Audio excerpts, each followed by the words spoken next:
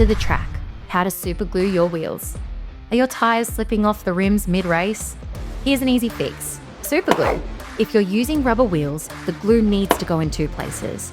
First, apply a thin, even bead of glue along the edge of the foam where it meets the wheel. Press the foam onto the wheel and let it set. Next, apply glue along the edge of the foam where it meets the rubber tyre itself. Press the tyre firmly onto the foam and allow it to stick completely. About 10 minutes should do. This double-layered glue application ensures maximum grip and stability during high-speed turns. Pro tip: don't overdo the glue.